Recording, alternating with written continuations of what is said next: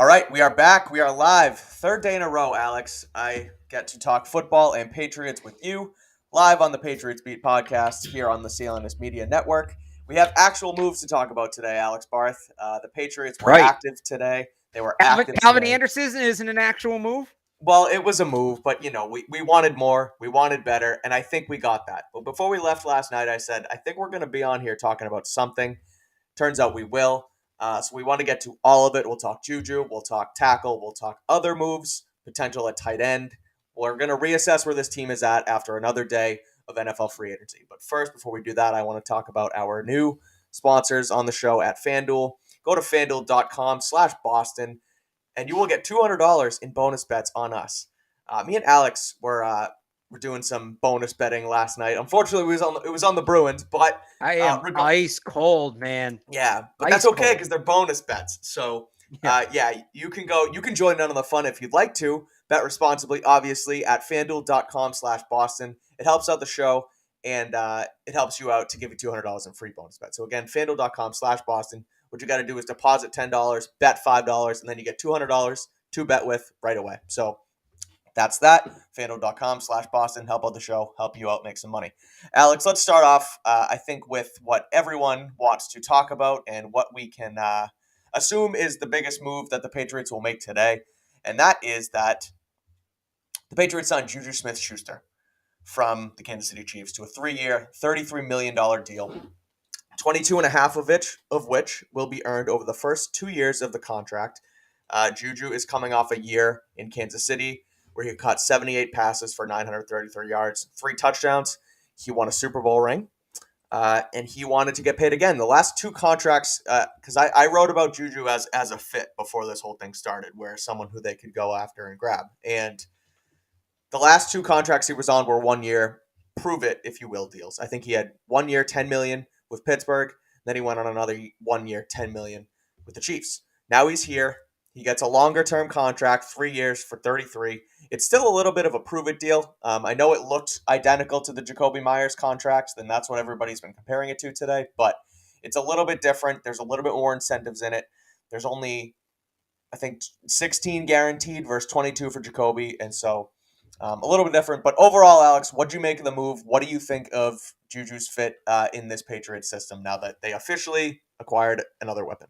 So I'll kind of pick up where I left off last night, and we were talking about what are the moves they're going to make, and we mentioned who's the big one we were talking about was Hunter Renfrow, which, by the way, people in the comments freaked out that apparently thought like I really wanted Hunter Renfrow. Y'all misread that.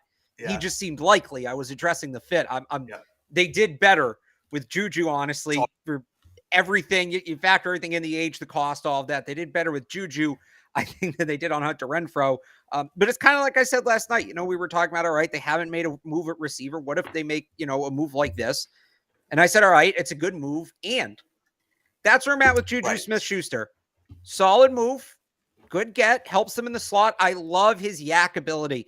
This team has not been able to produce after the catch at the wide receiver position since Julian Edelman left. He averaged 6 yards after the catch last year. That was talking about Juju. That was a career high. It's almost double what Myers did. Since he entered the league, only Cooper Kupp has a better yak average than Juju Smith-Schuster did. Now, there is context you need to apply to that. He's played in some good offenses. He was opposite Antonio Brown at the beginning, and last year he was in Kansas City with Patrick Mahomes. But he was the 2, really, because he was behind Travis Kelce. Right. So. And honestly might have been behind Mecole Hardman, the way some teams may have attacked it. I'm just talking about in terms of coverage assignments. Yeah, right. Okay. So what you're looking at is, how do you maximize that knowing he's stepping into a bigger role? Well, one, you go out and you sign somebody or trade for somebody that makes him the number 2. Right. It's that simple. Well, and we can get into some of this stuff, whether that's Odell, who it sounds like they may still be in on, whether it's Hopkins, who it sounds like they may no longer be in on. And I can give you my theory for that in a bit, but we'll talk about all that. That would be that would be the big one. And the other thing is, I think you got to scheme it up. And there is, I think, a level of trust here in Bill O'Brien that, hey, your offense is heavily predicated on yards after the catch. Yep. We moved on from a guy we believe in to get a guy who's probably a better fit for what you want to do. Can you maximize it? Ball's in Bill O'Brien's court here. So good signing, good player, especially for the money. We'll see what happens with all the TikTok stuff, but a solid move. Are they going to maximize it? Right. And in this, by the way, I know this is going to scare some people, and frankly, it scares me a little bit too. There are some shades of the Jonnu Smith signing here. And what I mean by that, and look, it's not nearly enough. It's not nearly as much money. I don't mean financially. Much of a. Anyway, go ahead. I'll let you go. When they signed Jonnu Smith, I said, I don't think I was alone in this. He's a scheme touch player. He's going to be as impactful as they allow him to be. How are they? The signing is only as good, or the signing being good or bad hinges on how they use him. And we talked about this on Monday, Mike. Maybe Jonnu didn't totally live up to his end of it here, but they could have used him better. They didn't necessarily put him in the best position to succeed. This signing, to me, is going to be as good as they make it. And as much as they can maximize it. That means bring in another receiver. And also, what kind of role do they use him in? Do they allow him to use his best skill sets? So I like the upside here. I like the upside here. But they've got to maximize that upside. Let's see if they can do it. I agree. I think Juju's upside is a lot higher than Jonnu Smith's was. Jonnu Smith had 448 yards was his career high. That's fair. Okay. Juju Smith's best season in Pittsburgh, he was a number 2, but his best year he caught 111 balls for 1,400 yards. He's been a 1,000-yard receiver. Like, he's been a 1,000-yard receiver. Right. So his ceiling and what he's done in the past is a lot higher than what Johnny's was. I love the move, Alex. I think it's less of a risk than the Jacoby deal. He has a higher ceiling than Jacoby. Jacoby might be a little more consistent. I don't know. How's it less of a risk? Money-wise. I just think that they're dumping in less money as far as guaranteed money. Because I would say, in terms of like the floor as a player, Jacoby's floor is higher. Maybe. Juju's been hurt. It's close. His down seasons have been lower. We haven't really seen him as a number 1. Talking about money. If you want to say financially, I agree with you. We'll talk financially. Okay. That was my point. Okay. The point was money, and his ceiling is through the roof. And like you said, the yak part of it is an A+. I think he's a much better yak receiver than Jacoby. Jacoby was way more of that possession slot where Juju is that yak receiver slot, which is what they want in Bill O'Brien's system. And I think that at the end of the day, he's better all around. He's a better all around wide receiver than Jacoby Myers. And you got him for a little bit cheaper on the deal. And so now you have a guy who I believe they're the same age. He has a higher ceiling. He's here for 3 years, pending the contract, of course. And then you still have room to keep going. You can still go get your Odell Beckham if you want to. You can still potentially trade for DeAndre Hopkins. And that's sort of where you'll see, look, people use Juju's ceiling season, the 1,400 yards with Pittsburgh as like the benchmark. And you should. And that was as a number 2. That wasn't as a number 1. He put up 1,400 yards as a number 2 wide receiver. Yeah. And so... But I think, so that can go one of two ways. It's glass half full or glass half empty. Hey, he did all of that with somebody producing more, or is it, well, yeah, he did all of that because he really wasn't getting a lot of coverage drawn to him. I look at it as glass half full, right? Now you go get more. You go get more, and then he's your number 2, and that's one of the better number 2s in the NFL. Well, at his ceiling. This is what's interesting. I posted on Twitter earlier the number Myers and Smith-Schuster's numbers side to side from last year, and they're very, very similar. Sure. And people were furious at me for not adding context, but half the people were mad. I didn't note that Jacoby Myers was the primary receiver in his offense and, got the primary wide receiver attention. It was a slower offense, and he still managed to produce despite all that. And half the, basically inflating Jacoby's numbers. And half the people got mad at me for not mentioning that Juju Smith-Schuster was the number 2 or 3 in Kansas City and didn't get coverage responsibilities and essentially inflating his numbers. Right. So you can look at it whichever way you want. But I go to, all right, he produced that way under those conditions. How can you mimic those conditions? You're not going to get a guy the equivalent of Antonio. Of course, you're not going to get You're just not. But well, can you get? I'm kidding. I don't even know that Antonio. I knew you were going to say that. I don't even know that Antonio Brown at this point is the equivalent of what Antonio Brown was in 2017. Right. All-time great wide receiver season, just period. History of the game. But can you go get somebody on the outside who is going to command some more coverage responsibilities than maybe a Devontae Parker would. Right. And because so I was texting with somebody, they said, Juju, all right, like, here we go. Kind of reminds me of Edelman or Welker, 2011, O'Brien. I said, all right, who's Rob Gronkowski? Okay. Because that gets lost in all of that. Like, that guy was commanding a lot of those coverage responsibilities. And again, they're not going to get that guy. It would be nice. They're not going to get that guy. But can you go get somebody who's going to command respect elsewhere on the field to set Juju up with one-on-ones? Because if you can get him one-on-ones 80, 90% of the time, he's going to be very effective here if he stays healthy. Yes. He will be he should be like 1,000-yard kind of guy if he stays healthy, if you can get him those one-on-ones in the slot with Mac throwing him the football. And I say this all the time, right? What do you need to do to maximize Mac Jones? Middle of the field, short to intermediate parts. Yes. That's Juju Smith-Schuster. So that's great. But teams are just going to flood that area in zone right now. And they're going to go one-on-one with Parker on one side and one-on-one with Thornton or Bourne on the other. And they're going to flood that middle of the field. Who are you getting now to stop them from doing that? That becomes my next question. So let's transition into it then. Let's talk about it, because more reports came out today that the Patriots were calling around on DeAndre Hopkins and Jerry Jeudy. Yeah. There's also reports that they are in on the Odell Beckham Jr. Free agency market. I think Cortland Sutton was in there as well, right? For the I Patriots? saw his name. Okay. Yeah. Maybe that was yesterday. Okay. One of the reports about them calling the Broncos had Cortland Sutton's name. Okay. There was also another report that came out after the fact that the Patriots are now out on DeAndre Hopkins. That's from Albert Breer from SI. But we'll keep this banner up here for now to talk about receivers as a whole, because they have at least out and then be back in. Yeah, they called on Hopkins, and so they clearly had some interest, right? And so right now we're looking at Mac Jones at quarterback, Ramondre Stevenson, and Pierre Strong at running back. Your current wide receiver room is Juju Smith-Schuster, Devontae Parker, Kendrick Bourne, Tyquan Thornton, and then your tight end is Hunter Henry. There's holes to fill. You still need a better receiver, and then you need a second tight end to really work this thing out. I like Hunter Henry, and I like his ceiling. I think he can be much better than he was last season. He wasn't schemed up right in this offense. They didn't use him to the best visibilities. He was a quality player in Los Angeles for some time. So I think you're good at tight end 1, but you still want someone to complement him. And there was a report, too, that they were in on Donald Parham. Mark Daniels, Mass Live, later refuted that. And so whether they were or were not, there was rumblings around them potentially bringing in a second tight end. So they're still calling around for skill position players on offense. Are they going to do it? How do they do it? Should they do it? That's where I'll leave it for you. So I'll say this: if we put a little bit of stock into that DeAndre Hopkins thing, right? Sure. That there may be out on him, but they're still in on Beckham. Yep. What's the difference there? They don't have to give up draft capital. Yeah. Right, for Hopkins. And by the way, for Odell, they don't have to for with Odell. And by the way, I should start with this.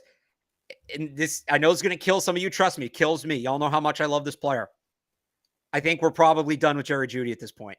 Okay. Just because we just talked about how Juju's going to be the guy in the slot, right? Yeah, right. That's where they're going to, Jerry Jeudy's a slot receiver, so it becomes redundant. How do you play both? Trust me. I really wanted to see Jerry Jeudy in a Patriots uniform. I would have rather had Jeudy in the slot than Juju, but reading the tea leaves on that, it sounds like yesterday they were in on Jeudy. They wanted to see the price. It was reported that it was heavy, first round pick and more potentially. So then at that point they said, we're not paying that. We're just going to outbid Kansas City instead, which is what they did with Juju. That's so, where I could see that have happening. I think we're probably moving on from Jerry Jeudy. And again, Hurts, pour one out for the end of the Jerry Jeudy, the Patriots era, but can play on the outside. Hey, you're going to use him in the slot. It's just where he's going to be his most productive, and they're not in a position to do that. Sure. So now we're talking about Hopkins. Now we're talking about Beckham. Now we're talking about Cortland Sutton. And it sounds like the price to trade for receivers is much higher than we expected it to be. If that's going to be the case, it's Beckham, because they don't have to give up a draft pick to get him. Right? So that's where I'm at. Now, look, could the price come down on Hopkins? Certainly. But everybody looks at when they traded for Brandon Cooks as the precedent, right? First round pick, right? Right. They gave a first round pick, and hey, they'll give up a high pick for a receiver. Well, there's a couple things to note here. One, Cooks didn't need a new contract. And in fact, they traded him away before they had to give him a new contract. Hopkins needs a new Hopkins going to need a new contract. We know that. I believe Sutton would as well. Cooks was also like 24, 23, 24. He came in the league young. So he was young when that trade happened. Hopkins over 30. I had one more thing to remember, but I can't remember what it was. Oh, they've since traded a second-round pick for Mohamed Sanu.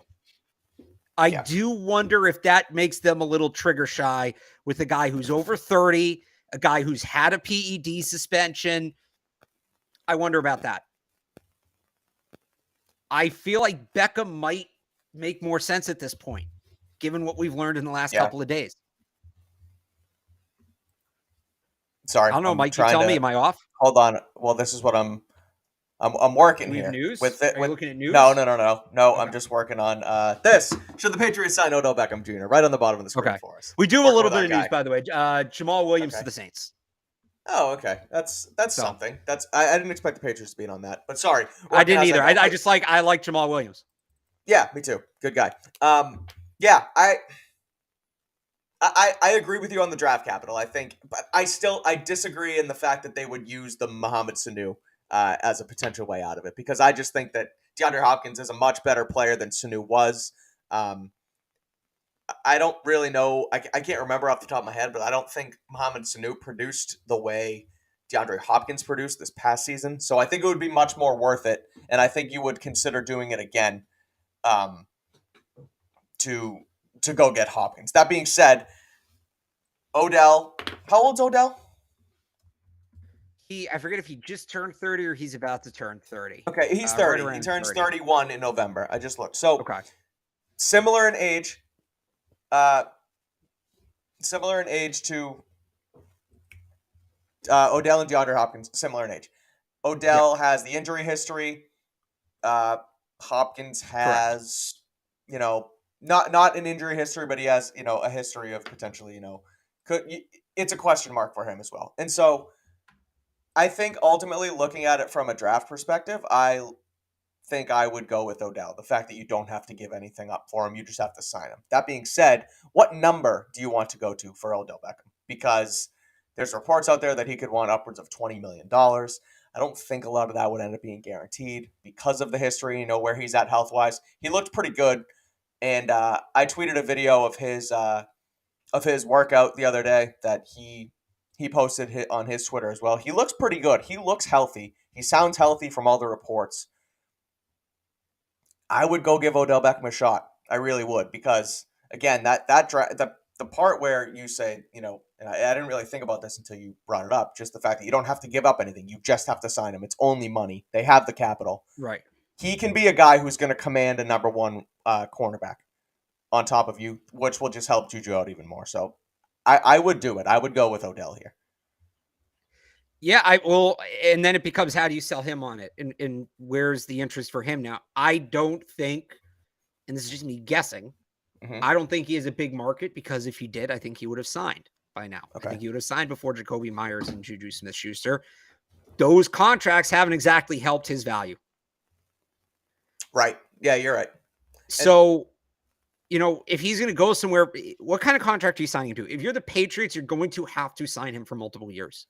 Yeah. Because if the sell is 1 year, prove it, reset your value, well, he's going to go do that in Kansas City, or he's going to do it in Buffalo, or he's going to do it, somewhere that he's a better chance to produce and reset his value, right? But if the Patriots are the only team offering multiple years, and like those teams, Kansas City, Buffalo, they're not going to offer multiple years. Not concrete. There might be like a dummy year in there. Yeah. No guaranteed money, but that's going to be what the Patriots would have to do, I think, to get this thing done. And there's risk in that, because you have a player who has had, who had 2 ACL tears in 16 months and hasn't played since. And you're going to guarantee that guy money over multiple years. There's tremendous risk there. I wonder about how the ACLs, ACLs, it's a tough injury. Don't get me wrong, but I feel like they've come so far medically where a guy can tear his ACL, come back. And he didn't play all last season, right? He played no games. He has been rehabbing and recovering since the Super Bowl that the Rams won. And so I think he's going to be healthy. He looks healthy. He still has another 5 months until the season starts. So the health, I think he's going to be okay. I do. That's optimistic given the fact that he is coming off an injury. But the last time he played football, this isn't the Cleveland Browns Odell Beckham that you're not taking a risk on him as far as like a locker room problem like the Rams were. Right. The last time he was in LA, he was playing very good football, and he did not cause a stir up in that locker room whatsoever. And so I would do it because that's your best option right now, because you're going to have to trade a lot for Judy. You're going to have to trade a lot for Hopkins. And so I think I like the idea of Odell right now. Before we continue on, I do want to talk about FanDuel once again. Because I would just add one more thing to that. Yeah, do it.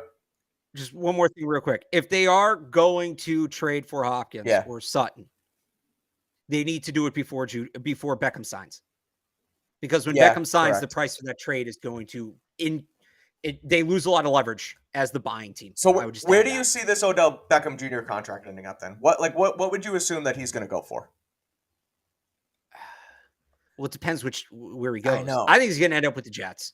I think it's going to be like 1 year, 15, 20 million. That's a lot of money, but incentive laden. But like 7 or 8 guaranteed or something like that, like incentive heavy. I think that's what it's going to end up being. Yeah. All right. Well, we'll think about it. We'll dwell on it, and maybe we'll bet on it, because FanDuel is here in Massachusetts, ladies and gentlemen.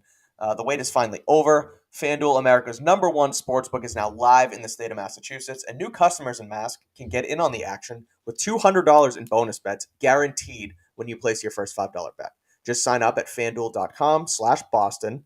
You can bet on sports from the money line to point spreads, player props, and more. The app is super simple. They tell you when bonus bets come in. They give these new state bonuses where you can bet on. Actually, on Thursday, there's a March Madness game where you can bet the game to go over 1 point. You literally just bet $50 on it, and they're going to give you $50 because they're not going scoreless, folks.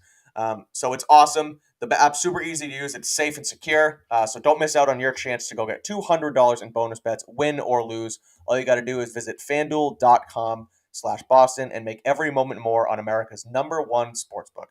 21 plus and present in Mass. First online real money wager only. $10 first deposit required.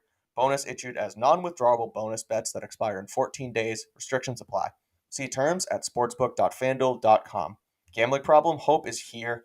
Gambling helpline, ma.org, or call 800-327-5050 for 24/7 support. All right, continuing on with the Patriots moves of the day, Alex, I do want to talk about Riley Reiff, because the Patriots also added a quality offensive tackle today.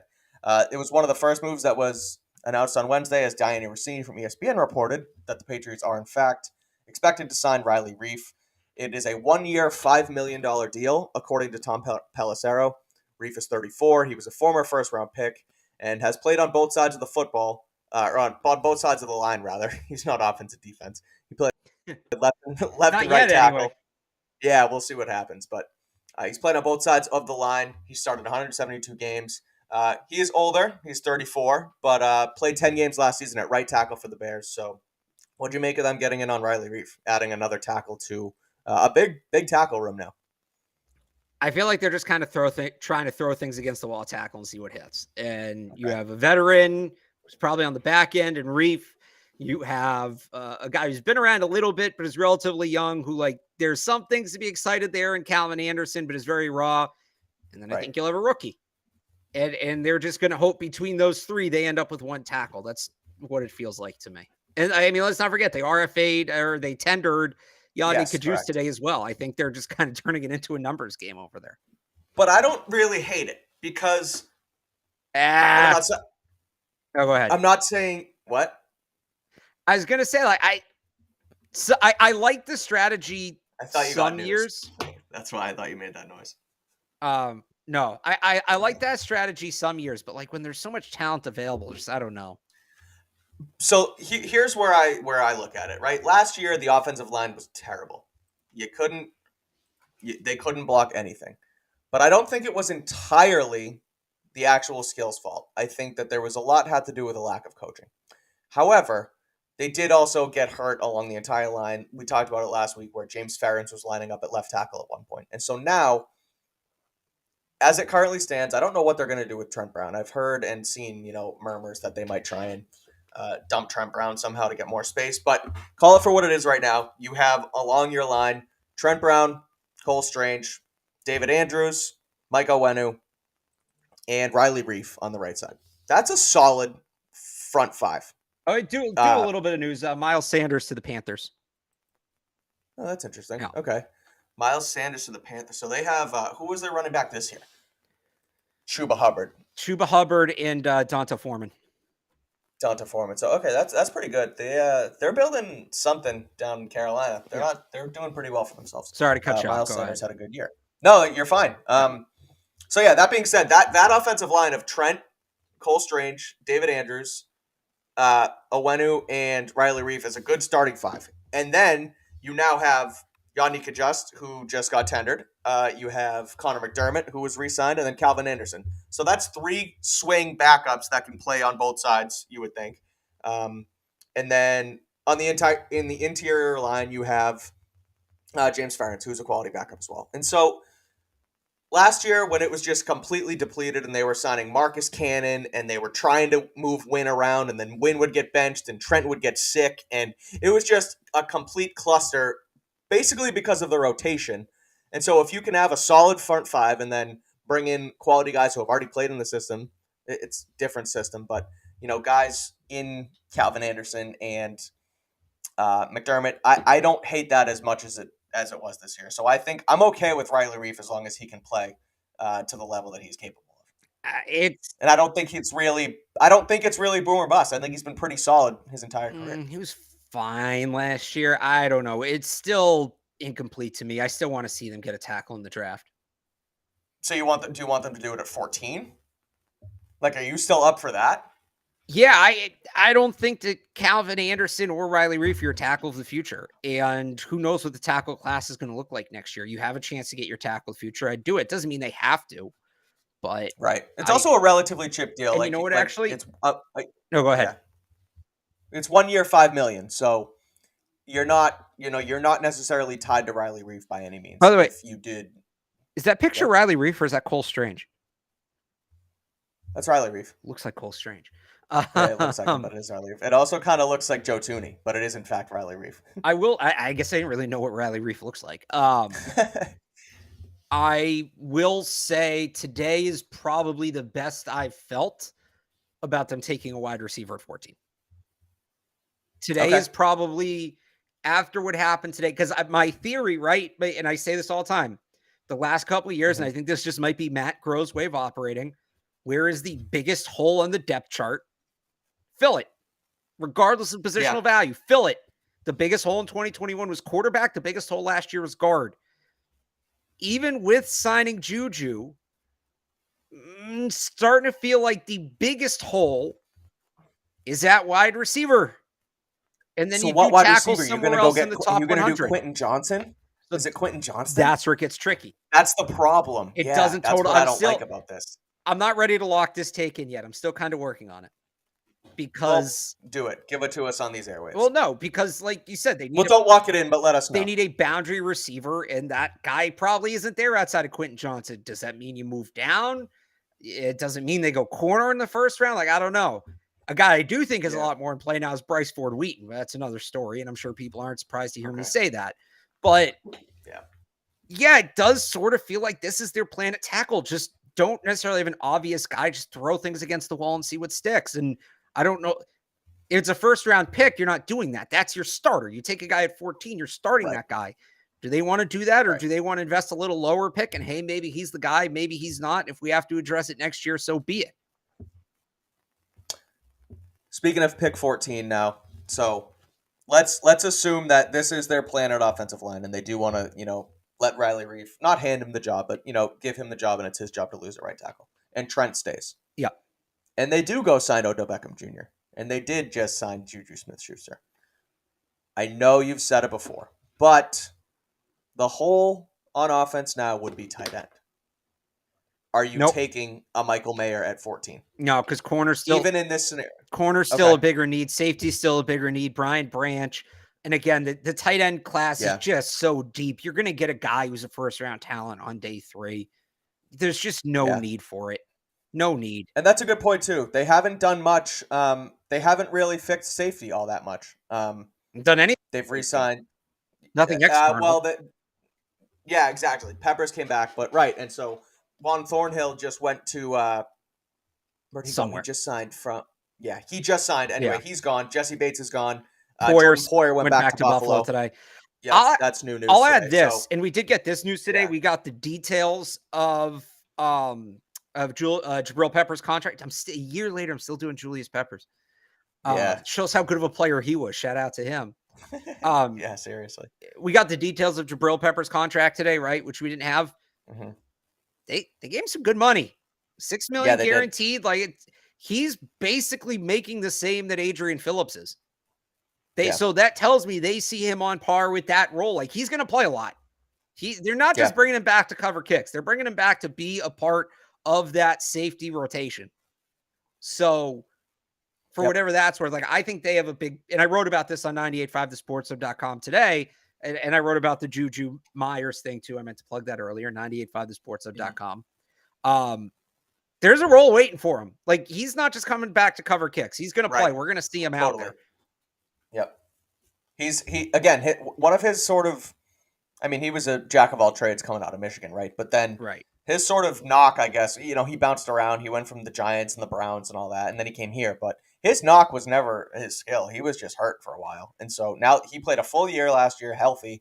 I'm excited for that because that's we've had a day to digest it now. But I mean, that's a player who has a high ceiling. You give him good money, and you are going to pay him if you're gonna play him if you're gonna pay him that. And so I like it too. One other question, and just to add to that with Peppers, as the season went on, his role expanded. They started using him in a much more versatile way at the end of the year.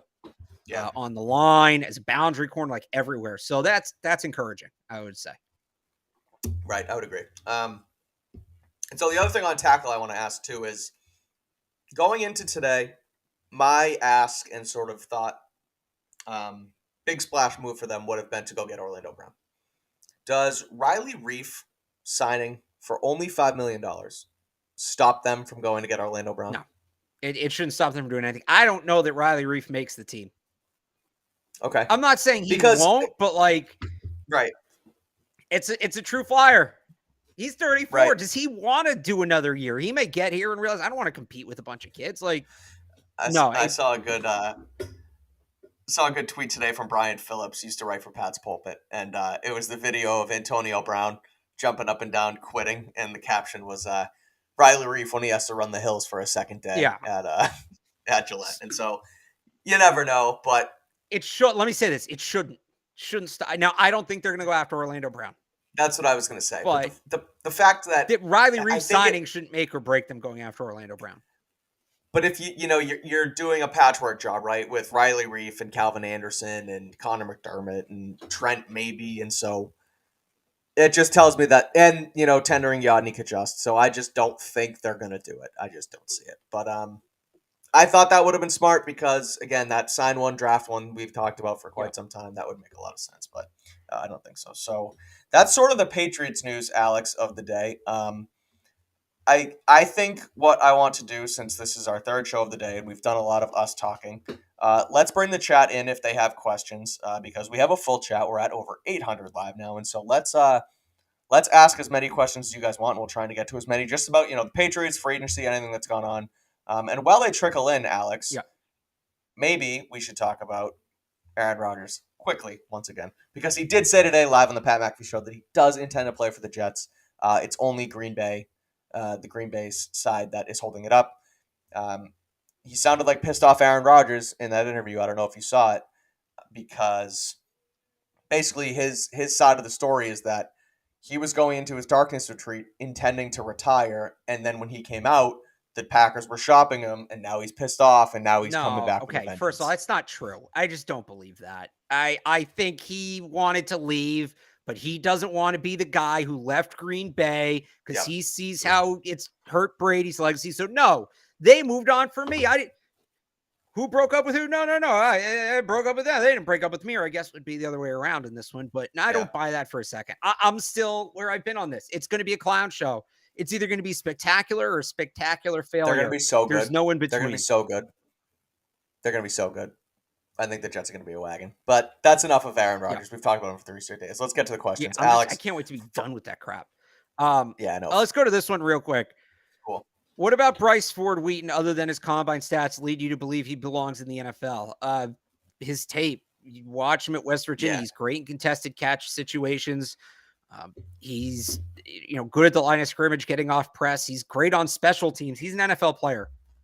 Just throw that out there. Okay. I was just going to say, I figured you would wanted to bring up the special teams with him as well. Yeah. That's a big part of it. So, are they going to bring back the fullback? I don't think so. O'Brien, because we talked about that fullback role with O'Brien. Sorry to cut you off, but that move tight end, that would have been Jonnu, and now Jonnu's gone. So what are they going to do with that position, that H-back? Now, I still think they could have that move tight end. Right. They haven't had a traditional tight end. O'Brien hasn't in a while. He really didn't in Houston. He certainly didn't in Alabama. He had that more move tight end thing. Maybe a guy like Sam Laporta in the draft is what they're thinking. Yeah. But it's not going to be the true, like, Jakob Johnson, James Devlin fullback. I don't think that role's coming back anytime soon. Yeah, I agree. So we haven't actually talked about Austin Ekeler yet on the show. The question is, could Ekeler be a fit? So Austin Ekeler from the Chargers has requested to be traded, and he was given permission, I believe, to seek a trade. Their backup running back is Isaiah Spiller. I don't know if you remember him from Texas A&M. So it looks like he might end up being their guy potentially out there. Josh Kelly too. But regardless, Ekeler looks like he wants out of LA. My mantra has always been, don't give running backs money. Don't give them second contracts. Don't pay them. And I feel like Eckler's going to move and kind of want to get paid.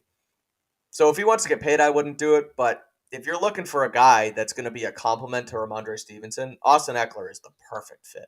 The perfect fit for that pass catching back. And so would he fit? Absolutely. Should they do it? Probably not. Oh, that's no, I'm with you 100%. He'd be a great player here. Like, he'd be a great fit. I felt that way for years, but what it's going to cost to trade for him, what you're going to have to pay him, it's not too much of a luxury need at this point. I'm going to bring up one more Bryce Ford Wheaton one because I feel like picking this fight. Let's do it. Quentin Johnson, N'Keal Harry, but want Bryce Ford Wheaton. Well, yeah, because I don't have to take Bryce Ford Wheaton in the first round. I can get him outside of the top 100. Use context. Use context. There's a difference. Yeah. I would take Quentin Johnson in the 4th round. I'd be perfectly happy with that, but he's not going to be there. Yep. So we can't have that discussion. All right. What else we got? Dalton Schultz is an interesting one. Taylor Kyles, new Patriots beat reporter. Yeah. His big target seems to be Dalton Schultz. I've seen him tweeting about that a lot. He can block too, which would be a solid addition because Hunter Henry really can't. Right. He's that big body tight end, but he's not a great blocker. And so Dalton Schultz would be interesting in that regard. If you could also bring him in and use him as that sort of move-ish tight end, in your run game. But I think he's probably going to command a lot of money. He hasn't, gone anywhere yet. I like the fit. I wonder if the Patriots go for it, but I think that would be a solid compliment to Hunter Henry. I don't, but can you put both of them on the field at the same time? That's what I wonder about. Like, it's a similar route tree, right? It's kind of like Ekeler. Schultz is a good player, but I'd rather see them spend that money elsewhere. Again, who's the guy that's going to help you widen the formation? Schultz isn't going to do that. So fair. Good player, but I don't see it for this team. I don't see the fit. Okay. Darius Slay. Well, the Patriots looking to Darius Slay. They should. I think they should, and I think people are too worked up about him liking that tweet because it's just me too. Guys just like each other's tweets. It's what they do. It doesn't always mean the end of the world. He doesn't like Matt Patricia. He hates Matt Patricia. Matt Patricia's gone. So, yeah, they should pick up the phone. Look, he's coming from the Eagles. He probably wants to join a contender, but I'd hope they'd make the call because big veteran corner, that's what they need. You add him after re-signing Jonathan Jones, you're probably good. I think we can really downgrade the cornerback need, right? We probably don't have to talk about that in the top 100 in the draft anymore. So I'd love for them to make that call, but I don't think they will. It doesn't seem to be the way they're operating this offseason. Yeah. I want to build off Darius Slay, Alex, and it doesn't have to do with the question, but so Darius Slay is going back on this whole Patriot Way thing on Twitter, and Damian Harris retweeted it today. I know you don't like to get into the drama. Yeah. But seems like he doesn't really like the Patriot Way all that much, Damian Harris. He's good friends with Mac Jones, but he retweeted it. He put it out there. Or does he not like Josh McDaniels? Or does he not like Matt Patricia? Which, by the way, there's a very, it would make sense that he doesn't like Matt Patricia, right? Fair. So, yeah, okay. Everybody wants to knock the Patriots as being undesirable this time of year. That's just what they do. I'm not saying that there aren't some reasons to do so, but there's much easier ones than reaching on a retweet. Right. Well, if he does leave, how about Jahmyr Gibbs? If he's there at 46, they need to take him. If he's there at 46, they need to take him. That's my view. I still don't know. I just there's so many other needs to take a running back that high and a guy that's not going to play that much. He's not going to be there at 46. I think people are starting to realize what I've been saying for about a month now. He's the best running back in this draft. It's not Bijan. I think all around it's Jahmyr Gibbs. I think he's going to end up going in the top 40. And I don't think they're going to do a Barmore trade this year. He's going to get picked at 45 and I'm going to punch my TV. That's what's going to happen. I can see it. I can see all of that. Yeah. So, let's see. Sorry, just looking for a question. And Marcus Peters. What do you think of Marcus Peters? He's an older cornerback, but he could be an option. Yeah, he's been solid. I like Peters for them on like a 1-year deal, right? If you can get him on, one of those veteran deals, I still think you probably draft a corner because, is he going to fall off? You risk that. But that's a guy I wouldn't hate them getting involved with.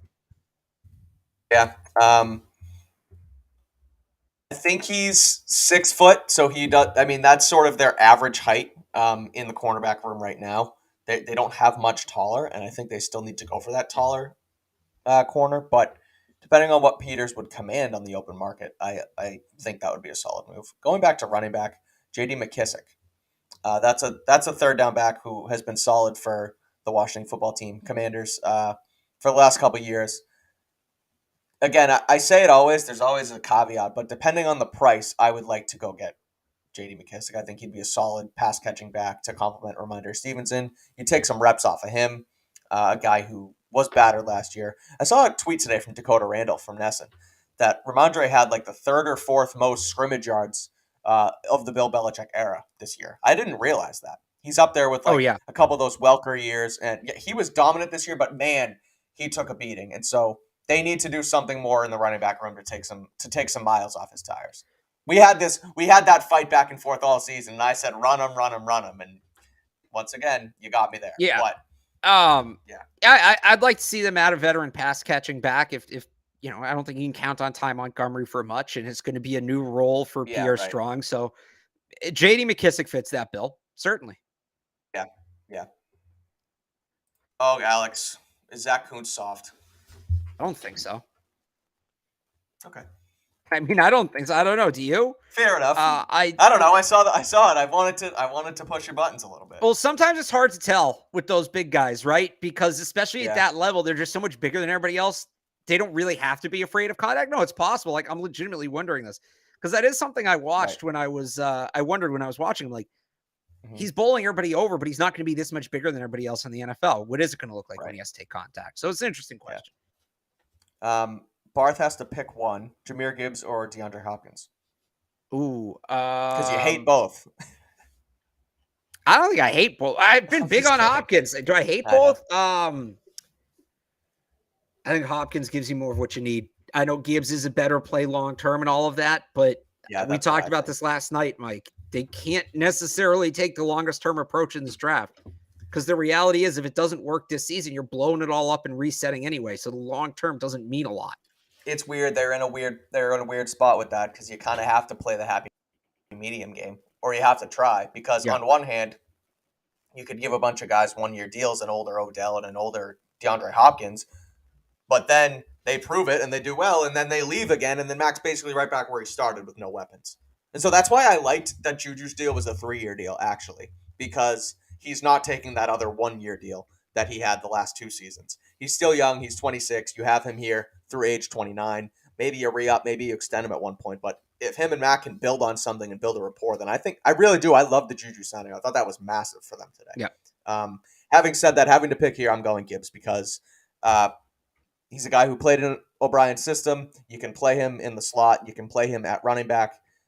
You can hand him the ball and you can throw him the ball. So I think he's a really good fit. All right. How about this one for you? What round is Darnell Washington going?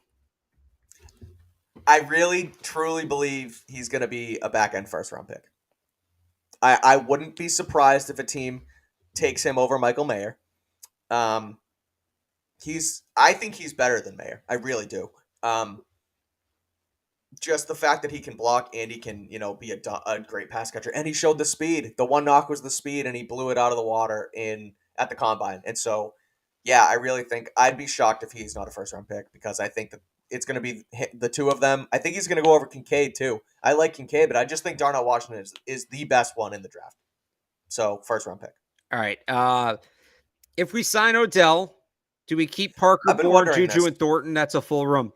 I think that's the room. I think you keep everybody. Now, maybe Parker becomes a camp cut, but I do feel like that's the group you stick with, and that's a good 5. And another thing to keep in mind here, Bill O'Brien likes rotating personnel. He likes mixing and matching personnel, and it's something they probably could have done last year, and I know y'all remember me talking about that until I was red in the face. They never did it. You can get really creative with this group because Bourne, Juju, and the Thornton, I think, are all true hybrids, can play in the slot and on the boundary.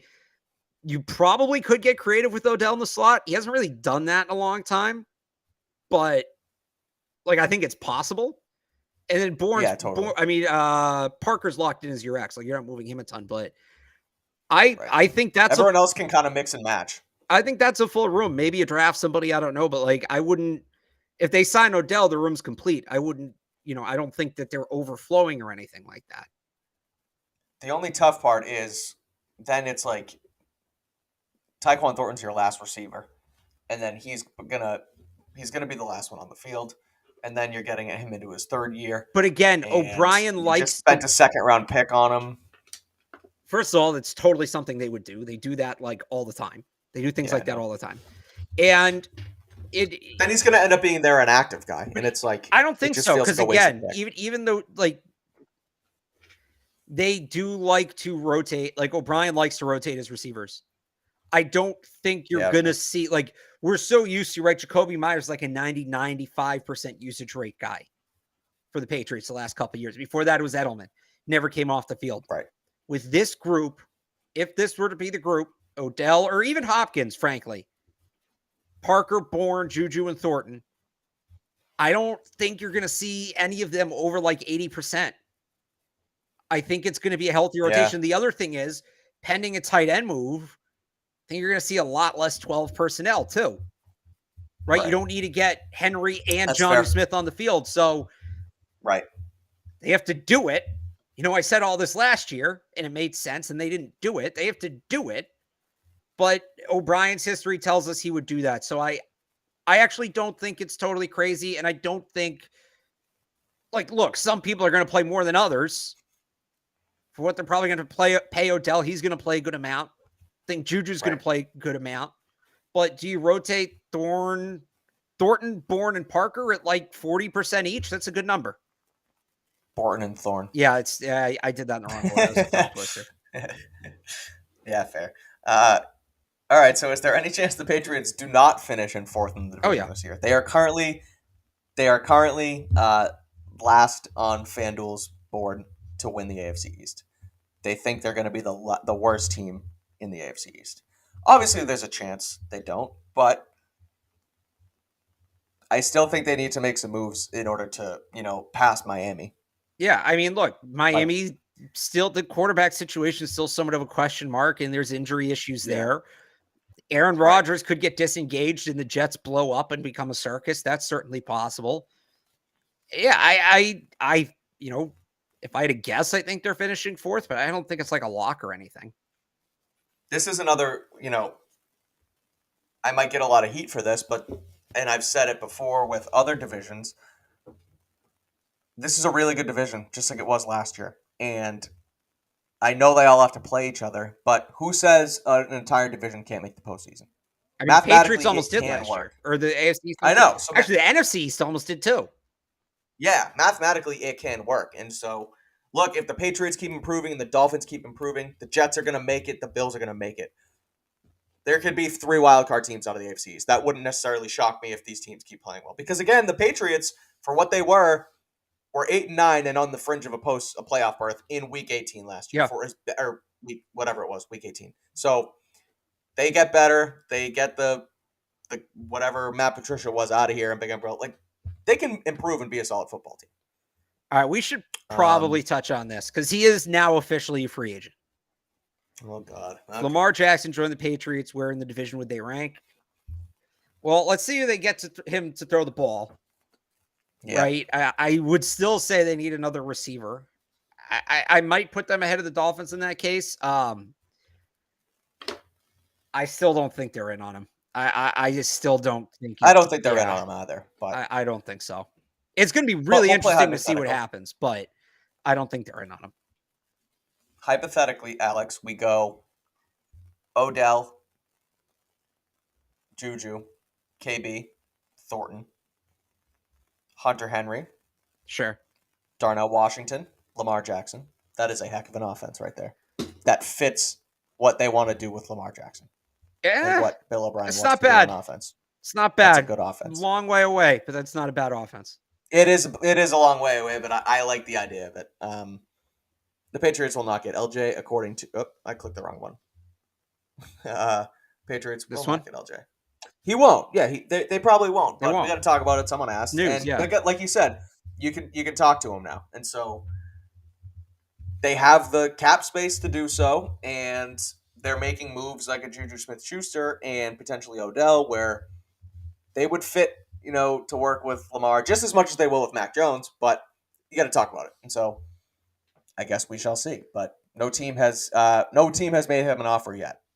Right. I will throw this up because there's a bigger point here. Somebody asked, do we think Devin Witherspoon could drop to pick 14 or any other good corners? Might have missed it today because not free agency news, but the Georgia Pro Day was today.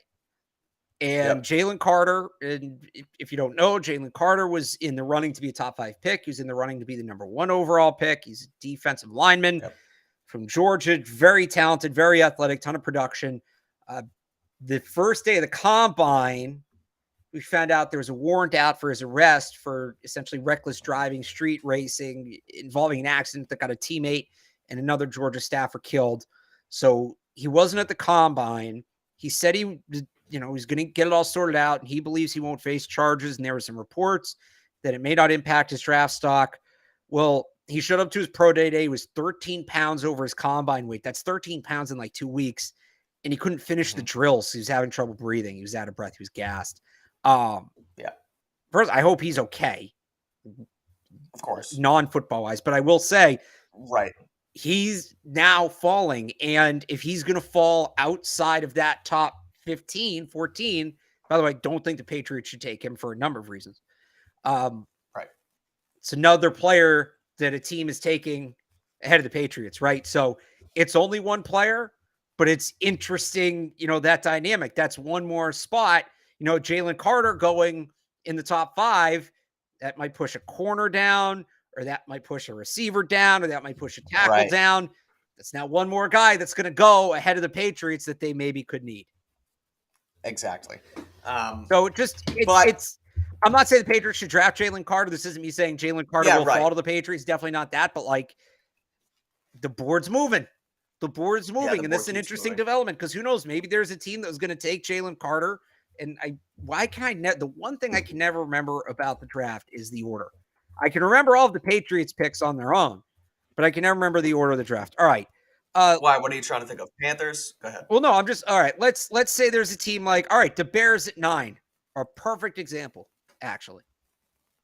Yep. Bears might have been in on Jalen Carter. That would have made a lot of sense. Yeah.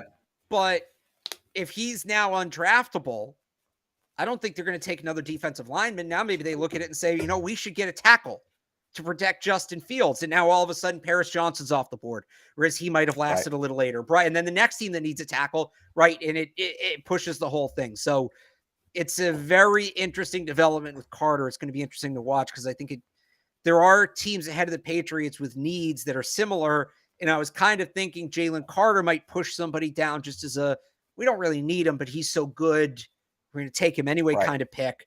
Now that's off the board. And no, they should not take Carter. I think he's going to fall out of the first round now. So do I.